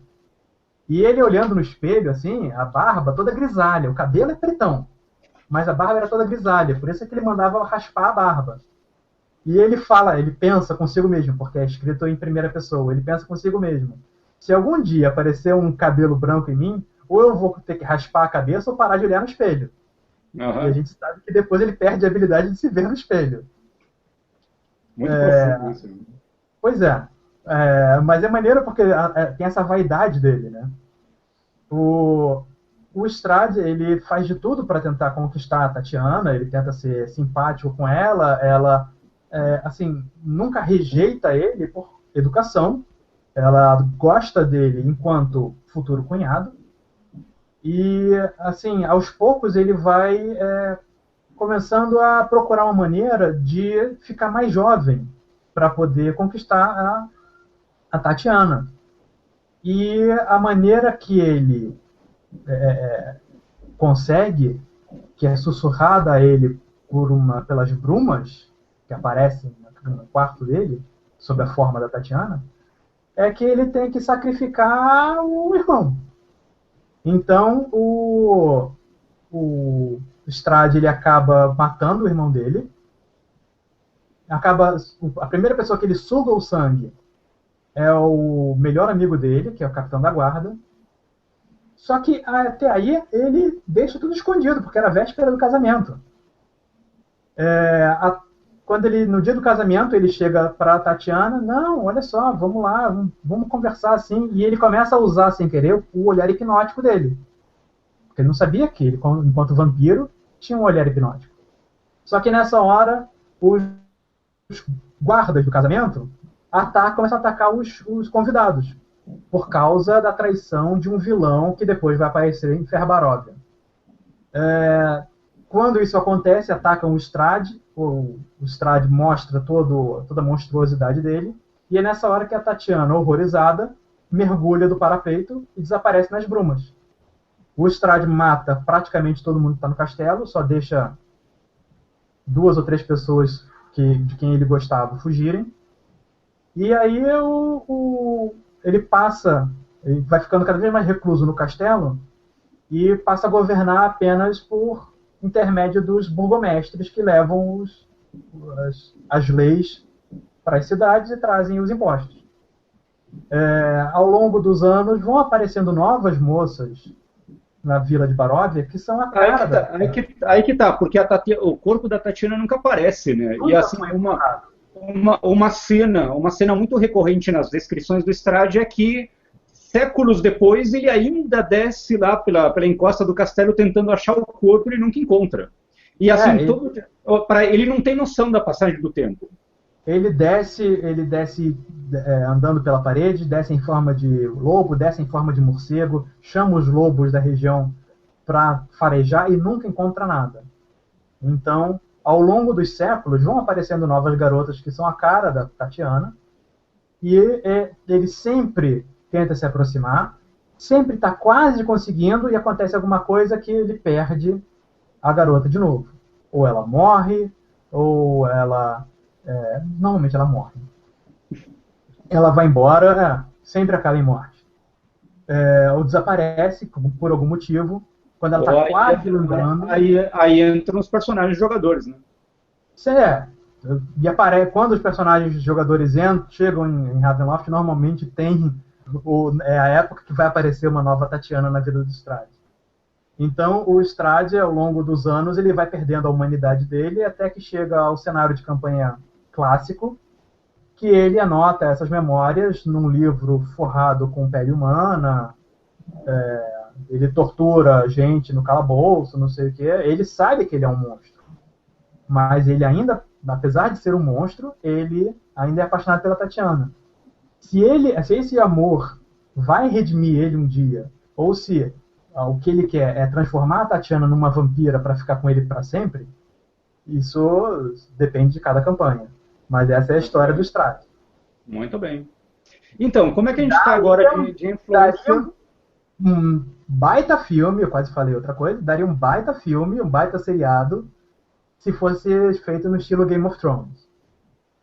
Certeza, certeza. Assim, a gente está precisando de bons seriados adultos. Assim, essa nova... Saiu uma nova série do Drácula agora, Drácula Unbound, uma coisa assim, que é um pretexto para o cara tirar a camisa só. Assim, eu já me incomodei. Ah, você não gosta do cara sem camisa, né?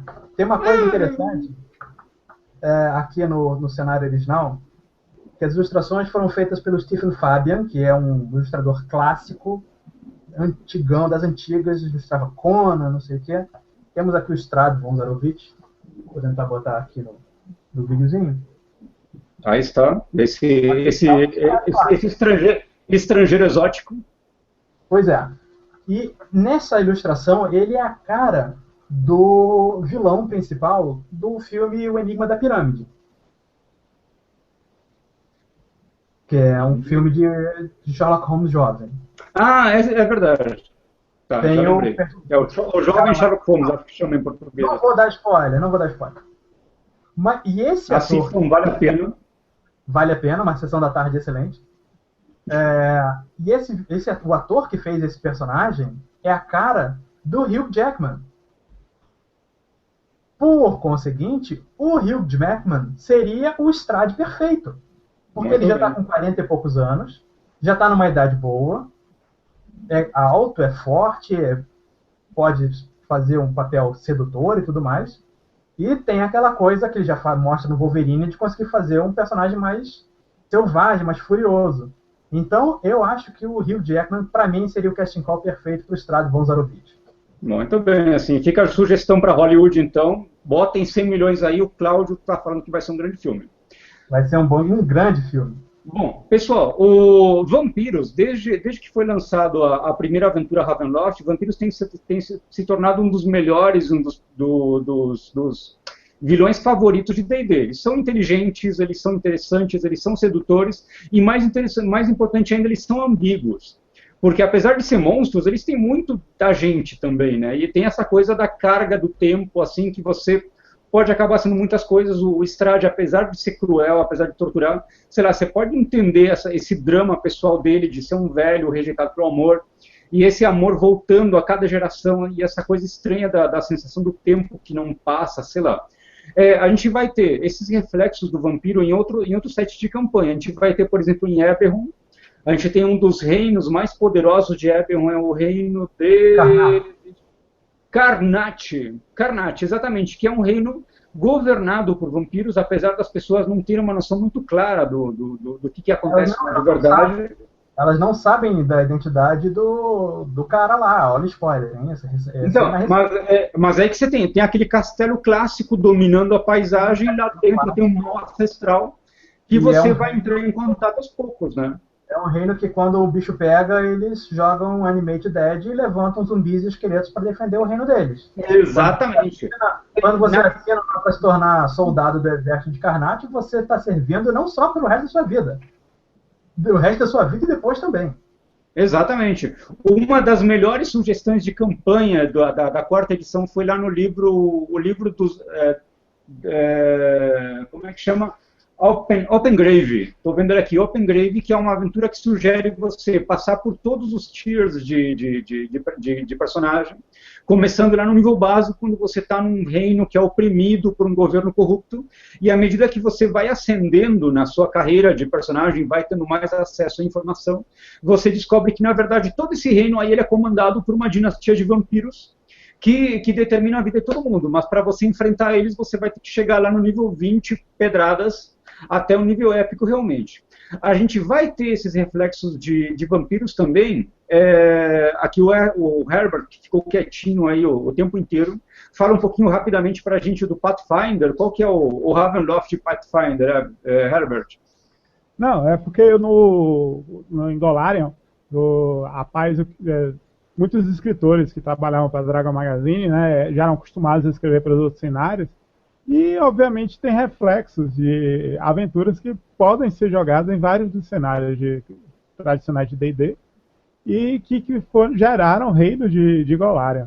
Então, Golarion tem o Talav, que é a Ravenloft não oficial de Golarion, porque ela funciona basicamente muito parecido. São, digamos assim, vários condados dentro de um reino.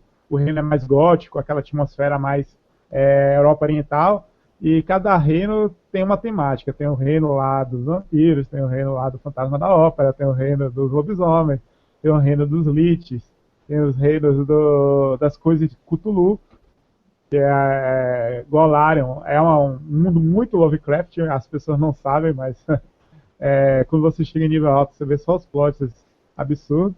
Então é muito inspirado em Ravenloft, tanto é que eles fizeram a Adventure Path, que é Carrion Crown, que se você jogar, ela é uma aventura que quase uma campanha de Ravenloft que não se passa em Ravenloft, porque ela pega muitos temas parecidos. Isso é muito bacana isso. Então, pessoal, não sei se está faltando de falar alguma coisa aqui, acho que a gente já podia meio que dar um encerramento aqui com uma sugestão de vocês para começar a jogar em Ravenloft. Então, Cláudio, começar a jogar em Ravenloft e Herbert, chegar nessa região de Golarion, onde a gente vai encontrar esse reflexo, assim, não quero falar reflexo porque Pathfinder é outra coisa, né? Mas onde você vai entrar nessa terra gótica aí. Como é que essa aventura começaria? E qual, assim, de repente, que livro, que filme daria para o pessoal ler e entrar um pouquinho no clima? Vamos lá. Herbert, você começa. Vai. Não, desse cenário, tudo que as campanhas de Pathfinder sempre pegam um livro para os jogadores entenderem como entrar na Adventure Path, então tem vários ganchos. Tudo começa quando um antigo mentor dos personagens morre e todos os personagens que já viajaram o mundo recebem um convite para estar em enterro dele, e lá que vai começar todo o plot. A partir disso já é spoiler. E um dos filmes que mais me inspirou, sempre me inspirou muito para Ravenloft, foi o filme perfeito de Ravenloft sempre foi esse Van Helsing, apesar de ser meio fraco, o Van Helsing do próprio Hugh Jackman. Uhum. E eu sempre achei ele com muito clima Ravenloft, apesar de ser um pouco fraco na seriedade. Mas... É um filme Disney, assim, o filme é divertido, assim, mas você não sente medo em lugar nenhum, né? O filme Van Helsing, ele é com o Hugh Jackman, né? O filme era para ser um filme de terror, mas virou um filme comédia, assim. Van Helsing, ele se fosse para ser Ravenloft, seria mais tipo Expedition to Castle Ravenloft. Mas, assim, é um Ravenloft um pouquinho menos gótico, um pouquinho mais fantasia, como a gente está acostumado. É o Ravenloft que os jogadores chegaram. O Ravenloft que os jogadores chegaram. O site dos Cargatane tinha uma enorme seção de sugestão de filme, livro, programa de televisão, tudo para inspiração. O filme que eu acho mais Ravenloft, na verdade os dois filmes que eu acho mais Ravenloft, um pelo plot, o outro pelo clima. Pelo clima, A Lenda do Cavaleiro Sem Cabeça, do Tim Burton. Porque ele foi quase todo filmado num estúdio de som, com um cenário artificial. E essa artificialidade, eu acho que ela passa um pouquinho aquela ideia de que Ravenloft não é um mundo normal. Ravenloft é um mundo meio que construído pelas brumas. Uhum. E as brumas de Ravenloft, elas fazem uma aparição especial no filme. Exatamente. Quando o Johnny Depp está conversando com o magistrado num campo numa plantação, tem um espantalho com 2 tochas e atrás uma floresta coberta de brumas. De repente, as brumas vêm e apagam as tochas. Aquilo foi claramente as brumas de Ravenloft dando Exatamente. Pra galera. Então, uma coisa muito importante quando a gente joga em Ravenloft é que o ambiente também é personagem. O ambiente está contra você. Exato. Assim, as brumas, elas são vivas, elas ficam te procurando. Assim, quando eu mestrava, inclusive quando eu mestrei a sua aventura, sempre tinha bruma, o tempo inteiro. E as brumas procuravam alguns personagens e evitavam outros. Então, Exatamente. por exemplo, tinha um mago, as brumas ficavam todo o tempo atrás do mago. Mas do paladino não, por onde o paladino ia, as brumas se afastavam um pouco. A paladina, né, que depois ficou revoltada. Outra coisa, a coisa na minha cabeça, essa coisa da fantasia gótica é muito inspirada lá no filme da Hammer. Então eu recomendaria assim, os filmes do Christopher Lee, quando ele fazia Drácula, o filme Vampire Lovers, que é baseado na noveleta Carmilla. Vale a pena ler Carmilla, é um romancezinho de 100 páginas. É uma vampira lésbica. Vamos falar. É uma vampira lésbica, por aí começa. Da literatura gótica, começando com Frankenstein de Mary Shelley, passando pelo Drácula do Bram Stoker, tudo que o Edgar Allan Poe escreveu, O Poço e o Pêndulo, O Corvo, Os Assassinatos na Rua Morgue, tudo isso é leitura essencial para entender Ravenloft.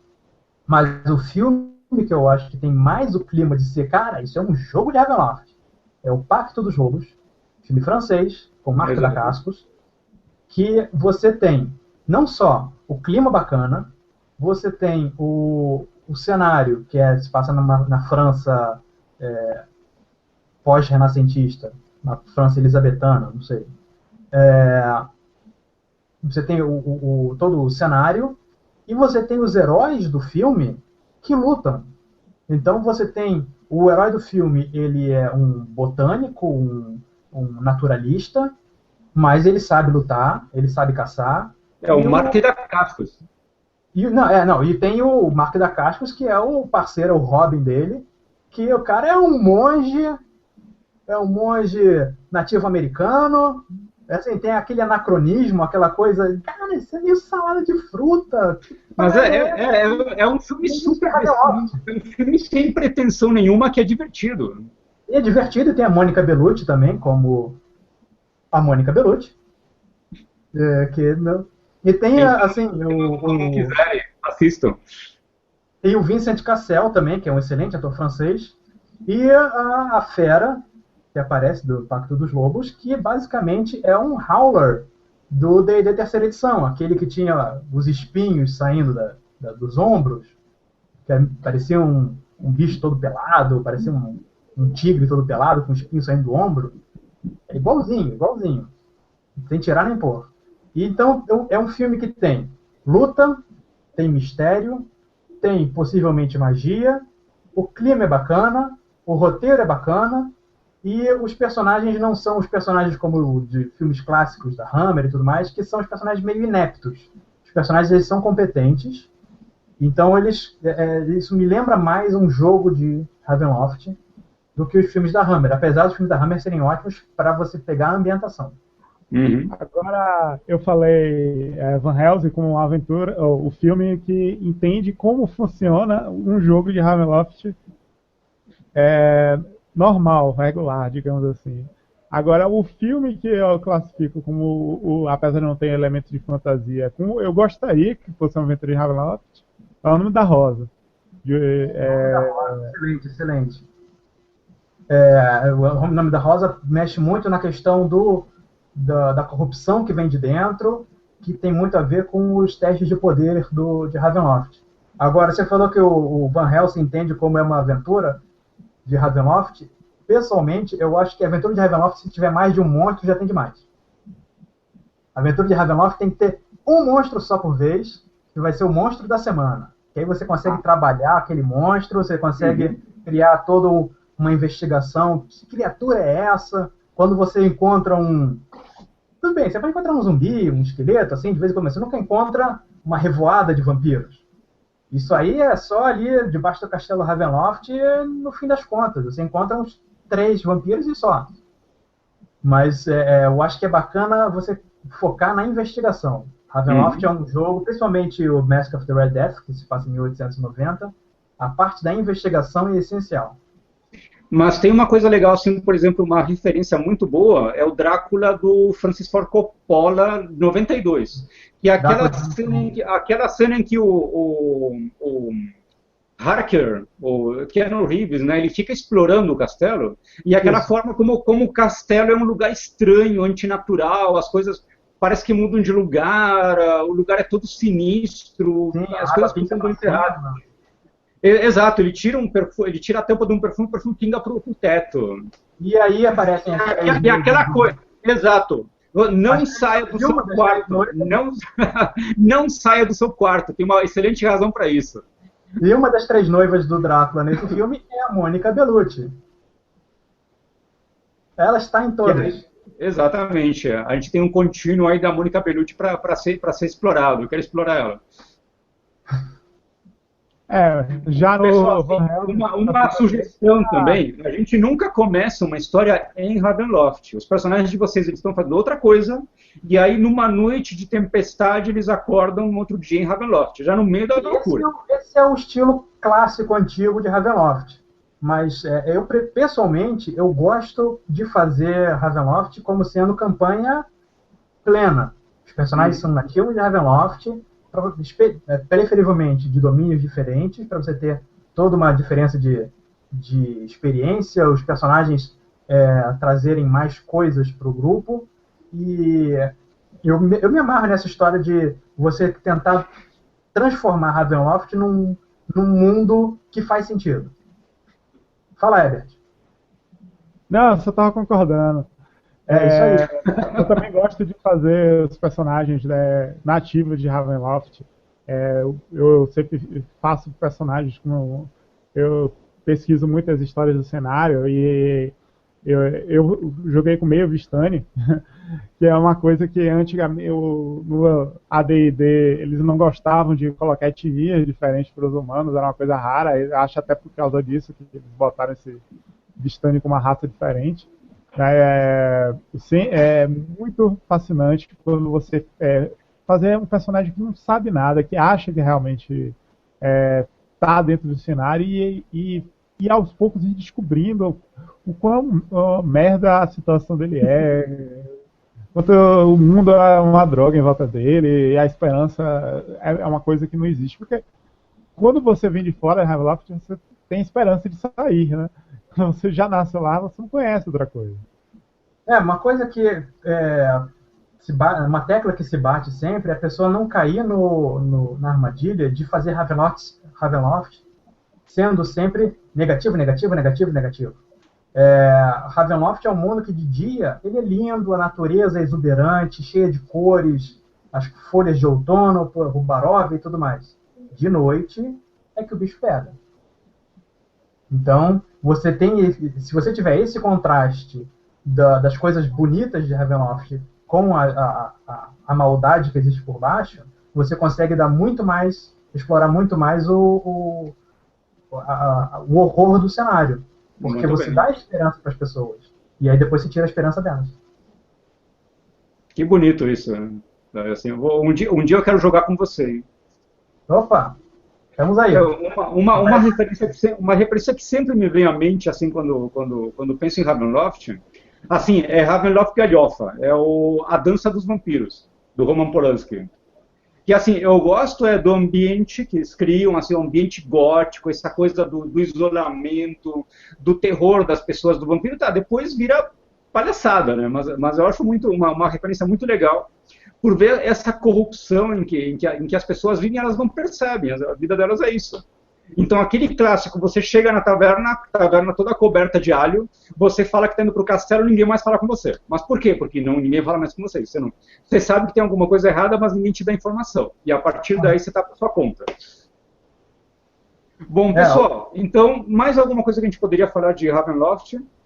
Ravenloft apareceu nos jogos de computador, de D&D, ainda da SSI. Você podia jogar, você era abduzido para Ravenloft, você montava seu personagem com as cartas, você ia como se fosse uma leitura de cartas, você montava seu personagem, E teve, inclusive, um jogo de luta, se eu não me engano. Nossa, parabéns. E foi uma porcaria. Mas a Ravenloft também apareceu um pouquinho nos computadores. Muito bem. E aí, desde então, ela está aparecendo continuamente. Os fãs continuam pedindo para apanhar mais de mão aberta do Straja. Porque aí perde nível, aí é bom. É bom, agora já não tem mais isso de perder nível, né? Senão você perde jogador. Você diminui o hit point máximo, dá na mesma. Tá Chegou bom, então. Um abraço. Bom, pessoal, muito obrigado pela presença de vocês. Foi muito bacana ver todo esse lore que vocês têm aí. O Herbert ficou meio quietinho, a gente tem que fazer ele falar mais. Compartilhar as aventuras do Pathfinder. E então, queria pedir para vocês uma sugestão para o desafio do mestre da semana que vem. A gente já teve a mão rastejante, já teve o Beholder. Que monstro vocês gostariam de ter numa aventura one-shot, assim, usado de uma forma fora do normal? Vampiro. Qual? Vampiro mesmo. Vampiro, de um jeito fora do normal? Vamos pensar então no jeito de encaixar eles. Que você falou aqui a gente falou um pouquinho do Expedição para o Castelo Ravenloft, a aventura da terceira edição ainda, e ele é mais baseado em zumbi, que era o que estava na moda na época. E assim eu achei isso esquisito. Então eu botei tudo ghoul e cria de vampiro. Então vamos pensar num jeito de encaixar esses vampiros aí numa aventura fora do normal, assim, não um vampiro necessariamente como vilão, monstro, mas de uma forma um pouco mais surpreendente para jogador veterano. Pessoal, tem uma aventura que faz isso de Eberron que é maneiríssima. Whispers of the Vampire Blade. O vampiro é um espião de outra nação que está em guerra fria com a sua nação. É uma parada maneira. Vamos pensar então no jeito... Além do vampiro, eu quero sugerir aqui para pensar em alguma coisa para fazer com o Death Dog, que é aquele cachorro de 2 cabeças. Tá. Fica esse então? Não, vai os dois. Vai os dois? Vai os dois. O Death Dog vai ser a montaria do vampiro, então. Não, se quiser faz junto, se quiser faz separado. Tá, muito obrigado, Cláudio. Cara, obrigado a vocês, obrigado Arautos, obrigado Evan. Muito legal ver toda essa coleção aí inacreditável, assim, você é realmente um repositório de conhecimento de D&D. Eu deixei muita coisa ali no armário ainda, que eu não ia tampar a câmera aqui. Cara, não duvido. Pessoal, grande abraço para vocês, bom Halloween, até a próxima. Boa noite, pessoal, obrigado pela audiência. Obrigado, abraço.